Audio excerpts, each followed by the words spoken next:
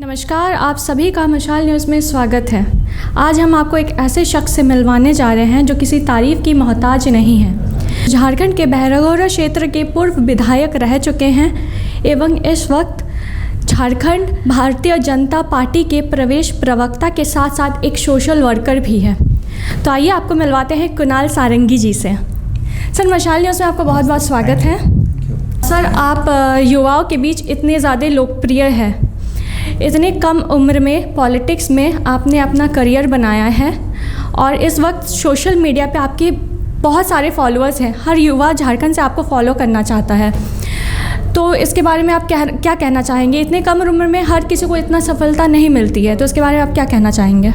पहले तो आपका बहुत बहुत धन्यवाद। और आपसे जानकारी मिलती है कि मेरी लोकप्रियता है तो अच्छा लगता है। और जब आप पब्लिक लाइफ में आते हैं तो निश्चित रूप से ये आपको मोटिवेट भी करती है लोग, जब आपको, क्योंकि लोगों का अफेक्शन, लोगों का जो प्यार है, जो कनेक्ट है, वही आपको फर्दर मोटिवेट करता है। और जहाँ तक पॉलिटिक्स में या सामाजिक जीवन में मुझे लगता है कि युवाओं को आना चाहिए, क्योंकि जो बदलाव आज हम लोग सब देखना चाहते हैं, उस बदलाव का वाहक किसी को तो बनना पड़ेगा।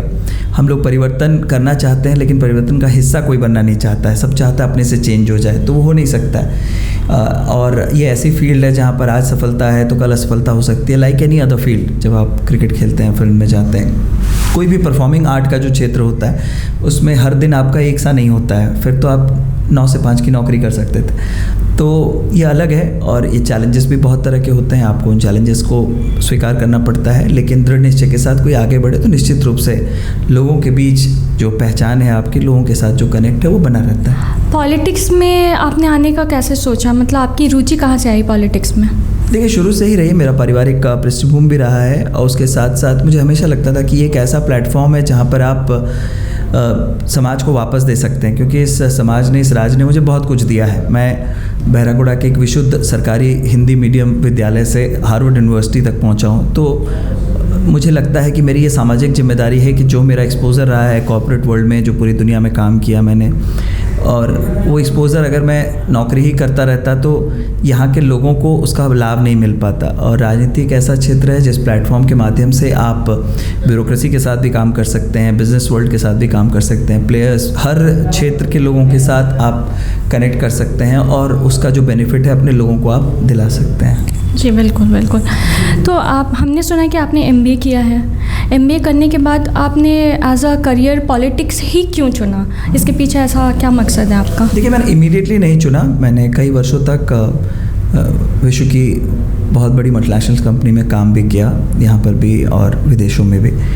उसके बाद मुझे लगा कि ये सही समय है जब मुझे, जो मेरी एनर्जी लेवल है, क्योंकि एक सर्टेन एज के बाद आप में वो ऊर्जा भी नहीं रहती कि आप निरंतर काम कर सकें, सेल्फलेसली काम कर सकें। बहुत तरह की पाबंदियाँ आ जाती है जीवन में। तो उसे देखते हुए मुझे लगा कि ये सही समय है। And I always have believed in this, if not me who, and if not now when. So there is nothing like the right time. Every time is the right time if you know what you are doing. तो इसलिए मैंने वो निर्णय लिया। नामिया foundation के बारे में हमें कुछ बताएं। नामिया स्माइल फाउंडेशन एक सोच है जो, जब लॉकडाउन था, कोरोना की महामारी में पहला जो लॉकडाउन लगा था, उस समय पे बहुत सारे यंगस्टर्स थे, हम लोग जो वापस आए थे जमशेदपुर में और वर्क फ्रॉम होम कर रहे थे, क्वारंटाइन थे, तो आपस में बातें होती थी। तो उस टाइम पे स्टार्टअप्स का बहुत क्रेज़ था, लोग स्टार्टअप्स की ओर जा रहे थे, क्योंकि नौकरियों में काफ़ी सारी कई तरह दिक्कतें थी।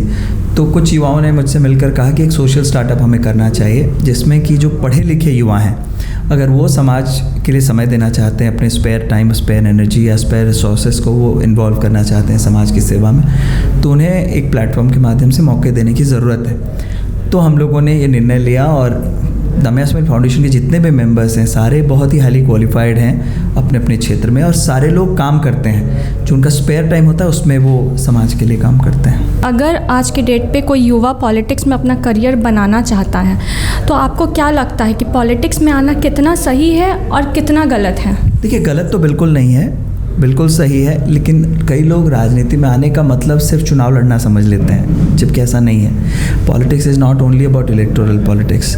बहुत सारे ऐसे लोग हैं जो पूरे जीवन जिन्होंने एक चुनाव नहीं लड़ा है, लेकिन वो राजनीति के क्षेत्र में लोगों के लिए काम भी कर रहे हैं, पार्टीज़ के लिए भी काम कर रहे हैं। पार्टी में भी कई तरह की रिस्पॉन्सिबिलिटीज़ होती हैं। आप रिसर्च में काम कर सकते हैं, आप सोशल मीडिया मैनेजमेंट में काम कर सकते हैं, आप PR में काम कर सकते हैं। तो पॉलिटिकल पार्टीज़ के भी अपनी अपनी आउटफिट होती है, आपको अपना इंटरेस्ट एरिया देखना है, और जैसी अपॉर्चुनिटी आपके पास आती है, ये ऐसी फील्ड नहीं है जिसमें आप तय कर आएँ कि 5 साल में मैं GM बन जाऊँगा, 10 साल में ED बन जाऊँगा। हो सकता है 5 साल में आप कुछ नहीं है, लेकिन हो सकता है 5 दिनों में आप मुख्यमंत्री बन जाएँ।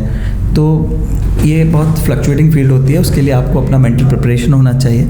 और मैं हमेशा युवा साथियों से कहता हूँ कि अगर आप राजनीति से इनकम करने के लिए आना चाहते हैं तो आप गलत ट्रैक पर हैं। आप अपने आप को फाइनेंशियली सिक्योर करें, और अगर आपको इंटरेस्ट है पॉलिटिक्स में तो आप चुनाव नहीं भी लड़ना चाहते हैं तो भी आप बिना पैसों के भी बहुत सेवा। लेकिन हाँ, चुनाव निश्चित रूप से आज के दिन में चुनाव, मैं ईमानदारी से कहना चाहूँगा कि चुनाव महंगा हुआ है, और चुनाव लड़ना किसी साधारण व्यक्ति के बस की बात नहीं है।